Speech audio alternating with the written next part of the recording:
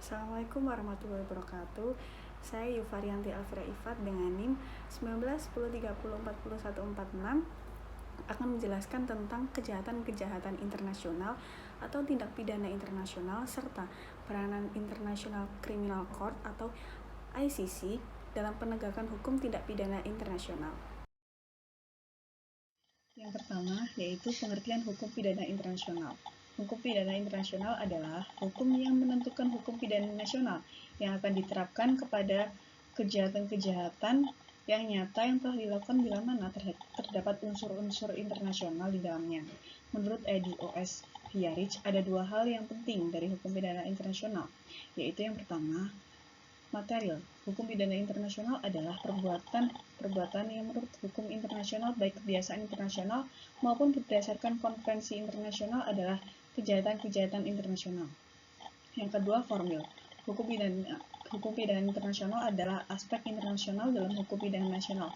Menurut EDOS Hiarich, hukum pidana internasional adalah seperangkat aturan menyangkut kejahatan-kejahatan internasional yang penegakannya dilakukan oleh negara atas dasar kerjasama internasional atau oleh masyarakat internasional melalui suatu lembaga internasional baik yang bersifat permanen maupun bersifat ad hoc.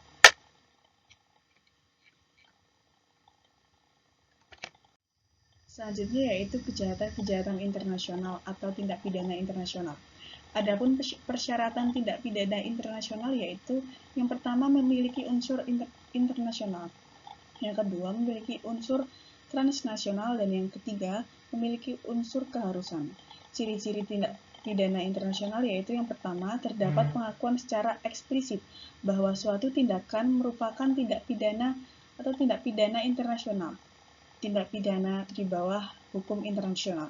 Yang kedua, diakui memiliki sifat pidana dengan menetapkan kewajiban untuk melarang, dilakukan, mencegah, menuntut, memidana, dan sebagainya. Yang ketiga, memberikan sifat pidana pada suatu tindakan. Yang keempat, terdapat kewajiban atau hak untuk menuntut. Yang kelima, terdapat kewajiban atau hak untuk memidana. Yang keenam, terdapat kewajiban atau hak untuk mengekstradisikan.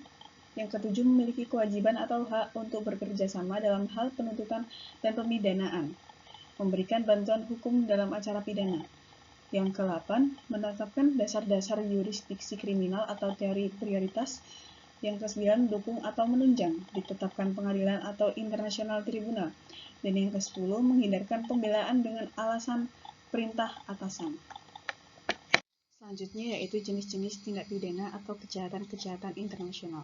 Dilihat dari perkembangan dan asal-usul tindak pidana internasional ini, maka eksistensi tindak pidana internasional dapat dibedakan dalam 3 jenis. Yang pertama, tindak pidana internasional yang berasal dari kebiasaan yang berkembang di dalam praktek hukum internasional. Yang kedua, tindak pidana internasional yang berasal dari konvensi-konvensi internasional. Yang ketiga, tindak pidana internasional yang lahir dari sejarah perkembangan konvensi mengenai hak asasi manusia.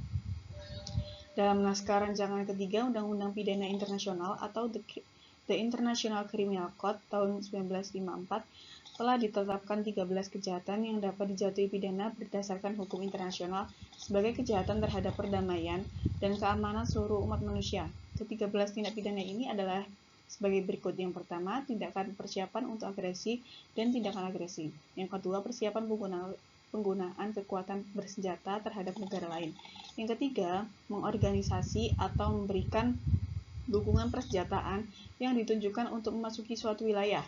Yang keempat, memberikan dukungan untuk dilakukannya tindakan terorisme di negara asing. Yang kelima, setiap pelanggaran atas perjanjian pembatasan senjata yang telah disetujui. Yang keenam, aneksasi wilayah asing. Yang ketujuh, genocide. Yang ke-8, pelanggaran atas kebiasaan dan hukum perang. Yang ke-9, setiap pemufakatan, pembusukan, dan pencobaan untuk melakukan tindak pidana tersebut pada butir 8 di atas. Yang ke-10, pirarsi. Yang ke-11, slavery. Yang ke-12, apartheid. Yang ke-13, treat and use of force against internationality protected person. Selanjutnya yaitu peranan International Criminal Court atau ICC dalam penegakan hukum pidana internasional.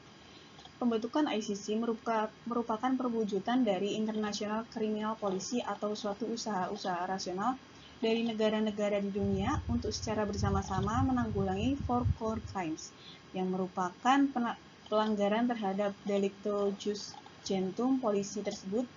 Diperlukan sebab pelanggaran-pelanggaran tersebut memiliki unsur-unsur atau elements, yaitu yang pertama, directed threat toward peace and security. Ancaman secara langsung atas perdamaian dan keamanan di dunia. Kedua, indirect threat toward peace and security. Ancaman secara tidak langsung terhadap perdamaian dan keamanan di dunia. Ketiga, shocking to the conscience of humanity. Menggoyahkan perasaan manusia. Yang keempat, conduce affecting more than one state. Tindakan yang memiliki dampak terhadap lebih dari satu negara. Yang kelima, conduct including or affecting citizens of more than one state. Tindakan yang melibatkan atau memberikan dampak terhadap warga negara lebih dari satu negara. Dan keenam, means and methods transcend national boundaries. Sarana dan prasarana serta metode-metode yang dipergunakan melampaui batas-batas teritorial suatu negara. Four core crimes sendiri merupakan 4 tindak pidana internasional yang terdiri dari kejahatan-kejahatan genosida atau the crime of genocide, kejahatan terhadap kemanusiaan atau crimes against humanity atau kejahatan perang, war crimes, dan kejahatan agresi. Keempat kejahatan tersebut sering pula disebut sebagai international crimes stricto sensu.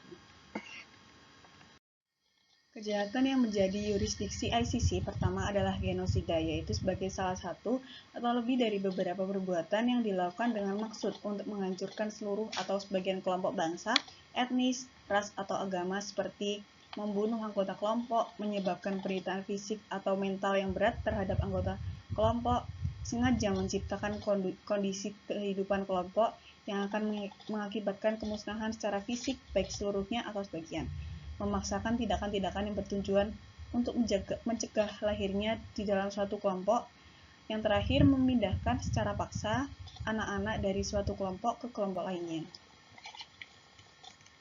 Selanjutnya yaitu statuta menjelaskan definisi tentang kejahatan terhadap kemanusiaan, yaitu salah satu atau lebih dari beberapa perbuatan yang dilakukan dengan sengaja sebagai bagian dari serangan yang sistematis dan meluas yang langsung ditujukan terhadap penduduk sipil, seperti yang pertama pembunuhan, yang kedua pembasmian, yang ketiga pembudakan, yang keempat deportasi atau pemindahan penduduk secara paksa, yang kelima pengurangan atau pencabutan kemerdekaan fisik secara sewenang-wenang yang melanggar aturan-aturan dasar hukum internasional, yang keenam penyiksaan, yang ketujuh pemerkosaan, pembudakan seksual, pelacuran secara paksa, kehamilan secara paksa, sterilisasi secara paksa, atau berbagai bentuk kekerasan seksual lainnya. Yang ke-8, penindasan terhadap suatu kelompok yang dikenal atau terhadap suatu kelompok politik, ras, bangsa, etnis, kebudayaan, agama, gender, atau jenis kelamin, sebagaimana dijelaskan dalam ayat 3, atau kelompok-kelompok lainnya. Secara universal, tidak diperbolehkan dalam hukum internasional sehubungan perbuatan yang diatur dalam ayat ini atau tindak pidana dalam yurisdiksi mahkamah. Yang ke-9, penghilangan orang secara paksa. 10. Tindak pidana rasial atau apartheid. Yang ke-11, perbuatan tidak manusiawi lainnya yang serupa yang dengan sengaja mengakibatkan penderitaan yang berat, luka serius terhadap tubuh, mental, atau kesehatan fisik seseorang.